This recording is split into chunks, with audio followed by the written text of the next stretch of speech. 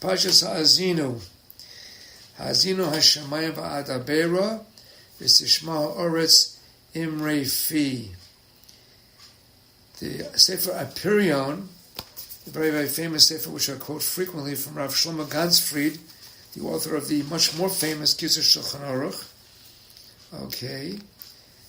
writes that there are Mefarshim on this pasuk Ha'azinu Hashemayim va'adabera. We're talking about Shamayim, refers not to the Shamayim, but to the Anoshim Mechubadim, Anoshim Chashuvim, people of Baalei Torah, people are Iske Shamayim, Iske Tzibur, and the Aretz is talking about the Pashut people, the Hamoin Am, who are interested or are busy with their mundane, earthly matters. Now, what's interesting is Ha'azinu Hashemayim va'adaber is Lashon Dibur, which of course we know is a Lashon of chizuk, of harshness. And by Ha'aretz is a Lashon of Imrei Fi. Amira is a softer Lashon, a Lashon Raka, a softer Lashon. So when you're talking to the Chashuva people, you can be stricter with them. However, when you're talking to the Hamoin Am, you have to go easy on them and talk to them with a Musar, which is much more soft and much more acceptable to them, so as to be able to gain their confidence and gain their acceptance of what you're saying. Now, what's interesting is that the Rav Shlomo Gansfried says, when I was in this town, he gives the name of it, it looks like a Polish name, Rezvezid, he was talking about Parshas Shabbos Shuvah, and he asked an interesting question. In the Friedrich Diaris, and sometimes today, they used to start off with a pilpul, and then they would talk divrei musar. So, what was the basis of that minhag? You would think that we would start off with something that people would understand, and frequently the Maggid Shir, would talk with something. Would get into a discussion of something quite complicated and halachic. And most of the people could not grasp what he was saying. And why would he do that? And he says here, he gives a very fascinating mashal, which is based on the Gemara in Rosh Hashanah. And the Gemara says, Davtez Zayin Amar Aleph, Amar Rav Chisda, Melech v'tzibur, Melech nichnas tchila l'din.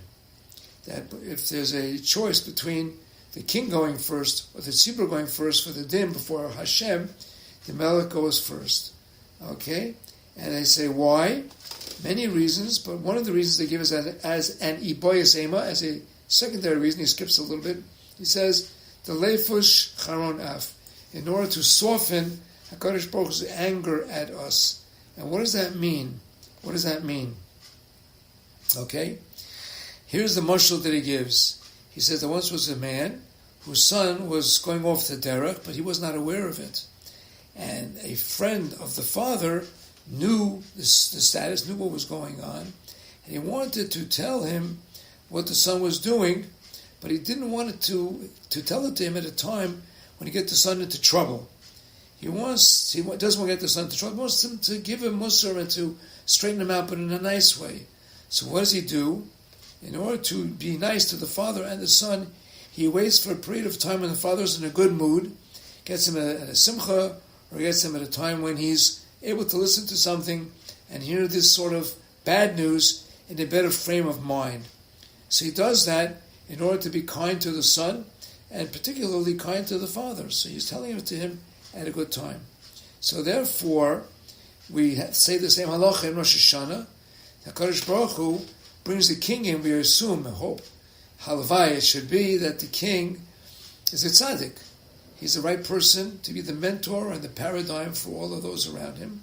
So we done the king first to put HaKadosh Baruch Hu kaviyachol in a good mood, and Hashem will not be in kas. And then he will judge everybody else with a softer din, So too, we do by the Shabbos Shuvah drasha.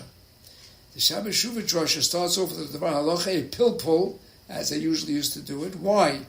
Because there's a very famous rule, HaKadosh Baruch Hu loves pilpul. HaKadosh Baruch Hu, Kutcha Brichu, who Chare bepilpul. HaKadosh Baruch Hu loves pilpul. He quotes that. So when he's giving Musar to the people, he wants to give it at a time when HaKadosh Baruch Hu will be kaviyachol, because it's all a mashal, of course, in a, quote, better frame of mind. So he starts off with a pilpul to give it a Torah, which is pleasing to HaKadosh Baruch Hu, and then he starts giving people the business about getting their act together and being better people and doing tshuva properly. Of course, today everybody talks in a soft way because nobody wants to hear harsh pilpul. I remember when I was a kid, I used to go to Rav Yerucham Gorelik's Shabbat Shuvah Drasha. It was fire and brimstone. You guys today have no conception of what was in the Frierdiker Dairis, where the leaders of the people were strong like a lion, and they gave the people the business, and they yelled at them, but the people were in a frame that they could accept it, because they were in a much higher madriga than we are. We are really definitely in Shvachet Dairis, where we have to handle things with a kid glove, with a silver spoon, and we have to be told things nicely. You can't yell at anybody because they're not going to listen to you. We have come a long way. Halavai, we should remember those days. I remember those days. It's my job from the Frierdiker Dor. Yeah, I'm the old guy now. To tell you what was once upon a time. And Mitzvah Hashem, in the schus of those people who came before us, we should have a very, very good year. And Kodesh Baruch Hu should be mekabel our tefillos entirely, and we should get all the good things that we ask for in a gittin oifen. Get Shabbos.